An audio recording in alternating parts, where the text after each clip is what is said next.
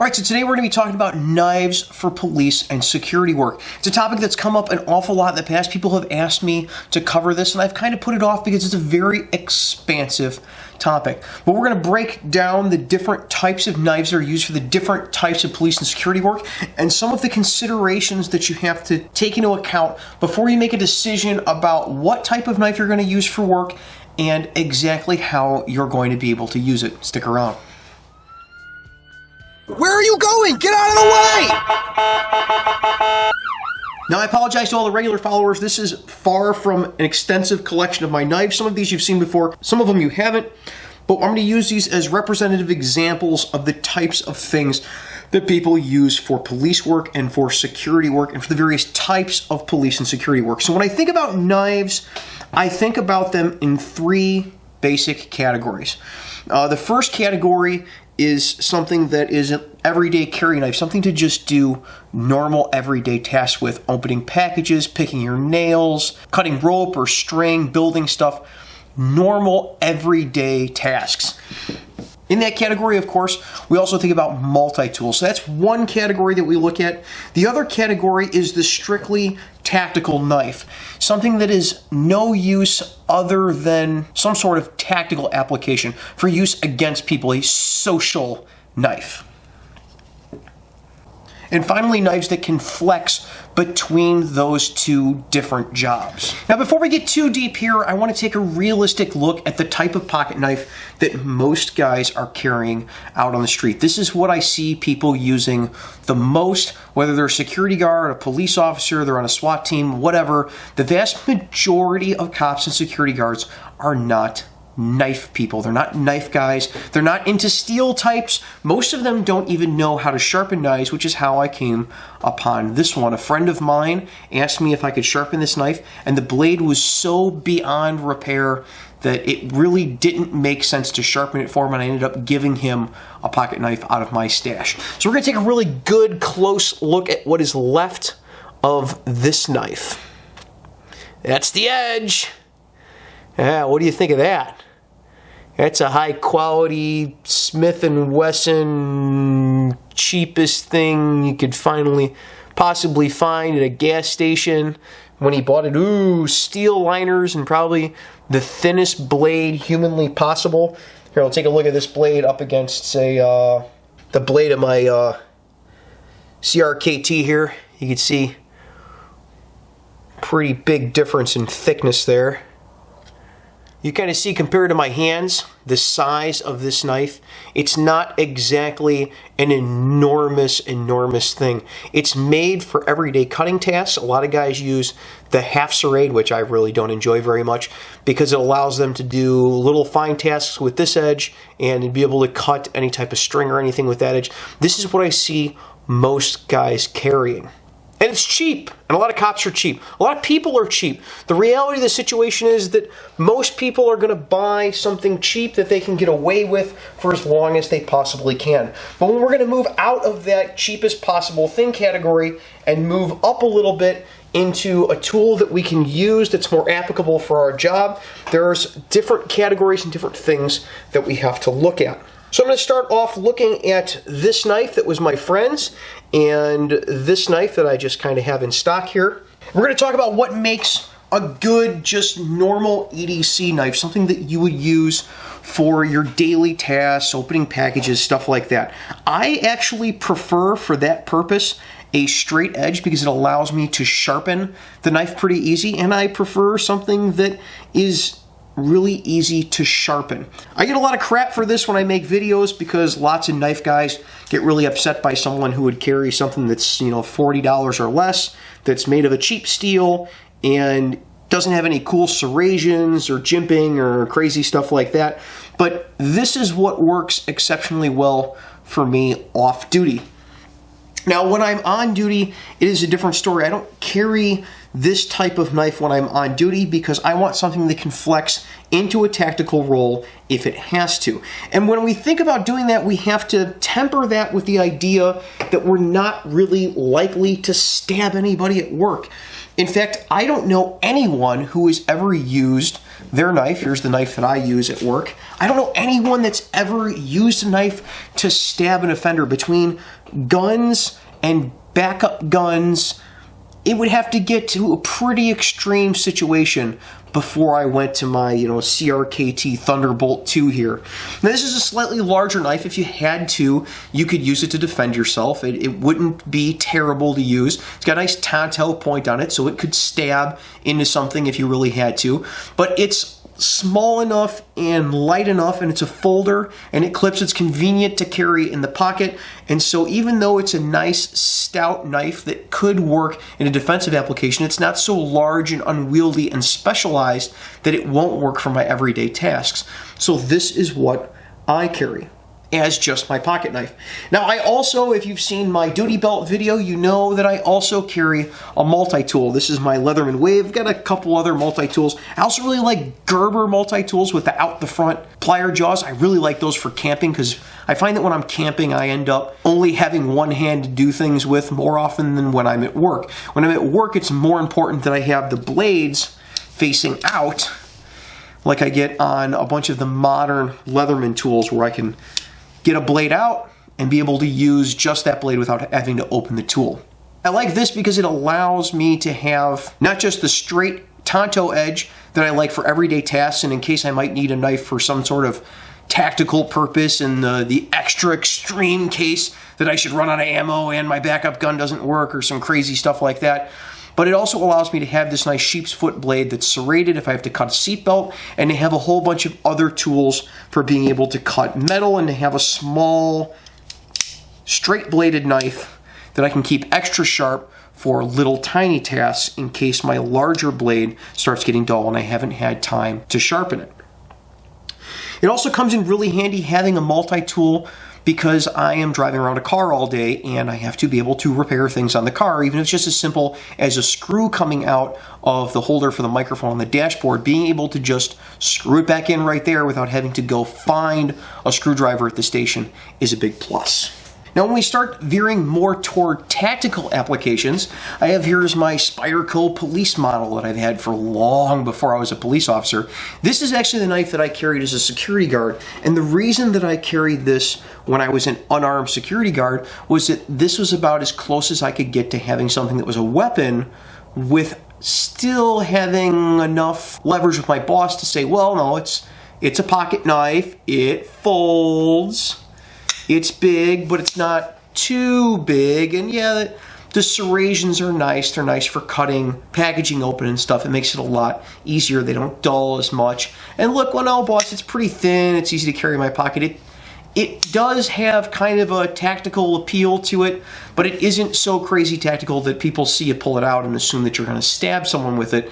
So this was kind of what I suggest for somebody if you're going to be an unarmed security guard and you want to have a knife that you could potentially use as a weapon in some crazy end-of-the-world scenario where you would need to pull a pocket knife out to defend yourself because someone's trying to kill you. This is a pretty good option. There's a bunch of knives that kind of fall into this category.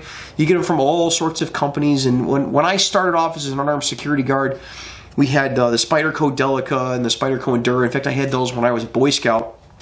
They're really convenient for camping. They're really convenient for EDC, and they're good enough as a defensive weapon, but now there's like huge numbers of them. The pocket clip and the one-handed opening has absolutely exploded. You can get a knife that'll do most of the tasks that this does, and you can get it in different size blades and pretty much any configuration that you want. I don't think there's anything necessarily wrong with having something that flexes a little more into the tactical role, especially if you're not allowed to carry a firearm. And that is where this knife comes in. This knife was sent to me by Jimmy Ogletree over at River City Tactical. Jimmy does some writing on the side for different gun journals, and he is kind of doing some high-end type of security work where he carries a firearm every day. Now, he's allowed to carry a firearm every day, but because of some peculiarities in the law, as far as I've heard from him, he's not allowed to carry backup guns. So where he works, a lot of his guys carry these Karambits. Now, this is a folding Karambit. This one happens to be from Fox Knives. It folds up and slips on your pocket. It makes it really easy. You can pull it out from your pocket with the little ring, and this little wave function piece here will catch on your pocket material and deploy the knife. So it makes a very fast to deploy knife that is primarily designed for defensive purposes. Obviously, this doesn't work really well for opening packages or any of other little EDC tasks, but that's not what it's designed for. It's designed for a very specific purpose, and within the realm of that purpose, it makes a lot of sense. If I couldn't run around carrying one of these as a backup gun, I would certainly look into having something like this on my belt, especially because policy everywhere that I work pretty much precludes me from carrying fixed blade knives. Now, a lot of people ask me about fixed blade knives. I do have them. I have carried them for work in the past, but those were mainly for SWAT. When I started on SWAT, this ridiculous thing is what I was issued. Oh, I gotta zoom this out a little bit so we can catch the totality of this knife. This knife is made by Blackhawk. It is half serrate on the bottom, full serrate on the top, and it's just this enormous, heavy slab of steel. Comes with this unnecessarily large, heavy plastic sheath that has a little, the only good feature about this knife is it has a little button as retention in the sheath. That's kind of cool, but it wiggles. Tell me that wouldn't drive you crazy walking around at 3 a.m. Right? This was actually issued to me. You could see where I had it attached on my MOLLE vest. You just unscrew these a little bit and it goes through the MOLLE on the front of the vest. But I had this actually attached on my chest. That's where they suggested we carried it. But this is really heavy. I mean, between this and this, I mean, as a weapon, I'd rather have this. I'd rather have a little J-frame, a 38 or a single stack 9 or something than having this thing. This thing didn't make a whole lot of sense. It had very limited utility potential. I mean, it is a very large knife, but there aren't a lot of times that you really need a large knife. Anybody that's gone camping knows that these are convenient for certain tasks, but the size of the knife very often gets in the way of doing simpler stuff. And when you've got a serrated edge on the top, you end up cutting yourself trying to use it in a lot of different utility fashions when you're just doing outdoorsy type of stuff. So I never really liked this thing. I mean, it's just very heavy, very thick. It's an unnecessary size of knife in my book. I know some people are going to disagree, but I wouldn't carry this even for a SWAT type of application. And so I threw that in a drawer, never used it again after the first couple of months, and I went to a 2-knife system for SWAT. And the reason I went to a 2-knife system for SWAT was that you don't really have a backup gun when you're doing SWAT.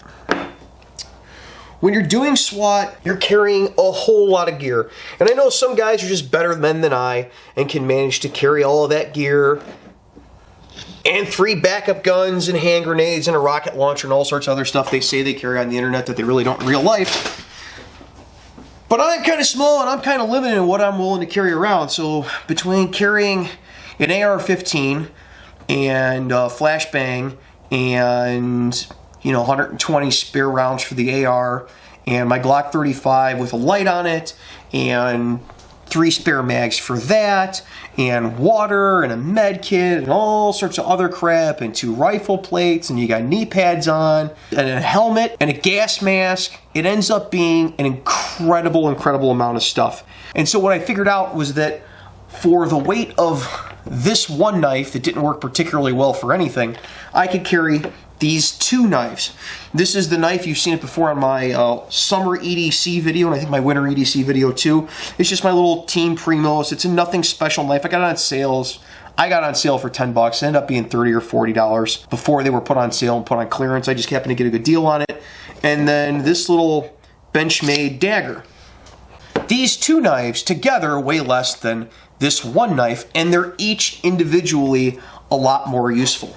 I really like this as an EDC knife for simple little tasks, and this thing, all you do is slide the whole thing down a row of MOLLE, and then this clip holds it in place right there. And there's 2 little holes here to be able to zip tie it to the MOLLE on the top so it doesn't come out accidentally. And what you have is a ring on the top of the knife, so if you can get your thumb in that ring, you've got your little dagger out. This thing only weighs a couple of ounces, even with the case for it, even with the little sheath for it. So carrying a couple ounces around instead of having to carry around a backup gun made a whole lot of sense at the time. This also came with a little red trainer that I could put in there for when I was at training so that I didn't accidentally stab anybody or myself, and it made the instructors happy that, oh, well, you know, we took all the weapons off of them and you could still train and practice with the knife. Every once in a while they'd give us a scenario where it's like, oh, you're out of ammo, oh, you're gun jammed. You could always pull the knife out and stab the target. And if nothing else, it made for good fun during training. Finally, we're going to look at rescue knives. There's two basic categories of rescue knives that we're going to look at. The first one is not really a knife, it's just kind of a tool, but it does have a sharp edge, so we're going to look at that. And this is a Supervisor Knife. It's made to be a seatbelt cutter and a glass breaker. You can see the glass breaking tip there and a seatbelt cutter there. And it has this little pouch that you attach to the visor of your car. So if you're stuck in the car and you have to get out, you can just pull on it, cut your seatbelt, bust the glass, and be able to get out. Or you can hang it in your squad or the security truck and have it available in case you go to a car crash and somebody's pinned in or something like that. It's not a bad tool to have, and since it's designed to be mounted to the visor of your car, it doesn't really weigh you anything. I've always said stuff in the car is free. So this isn't a bad tool to have around, but an even better tool to have around if you're going to be in a line of work where you think you're going to have those types of situations frequently. I know some guys do security work and they also do EMT work where they have their security post, is a dedicated rescue knife. This one is from Stat Gear, and it is a normal half serrade regular EDC knife and a seatbelt cutter, and it has a little tiny small flashlight on it. You can only ask so much of because it's integrated into the knife handle, but it's good enough for looking around inside a car if you had an emergency. It also has this little glass breaker on the edge, and the way you use this is you just apply it to whatever window you need to break, you push down, it automatically punches into the glass. It's a little indent it made. This type of tool, while it's not the type of thing that I get really excited about using at work, because I work at a municipality where we have very robust and available EMS services, and we're never really far away from an ambulance or a fire truck. I could see a lot of people who work out on the highway a lot or work out in a county wanting to carry around with them when they know there's going to be a significant delay in their ability to get rescue services. Having these specialized tools to be able to cut people out of cars, especially when you know you're going to be responding to more major collisions than I would, this might be a really good thing to have around. So that's nice for police to security work. Just kind of my take on the whole thing. People ask my opinion on it all the time. They give me even more crap about carrying crappy knives around every day. But if you are honest with yourself about what your needs are on the street or at your post, I think you're going to find something in one of these categories that is going to work out really well for you. And I think you might be surprised how simple of a knife can accomplish the tasks that you need to accomplish. I know people like hearing about this stuff, so I'm thinking about maybe reviewing a couple of the knives that I already own, things that people might find interesting. So if there's any one that I haven't done already that you'd like to see, please throw down in the comments which one it is that you think would be interesting to see in more detail. Until next week, you guys be safe and take care of each other. I'd like to thank all the Patreon supporters, and especially the Shift Supervisor level Patreon supporters that we have listed here. Your contributions are what allows free field training to continue on and become better. Thank you.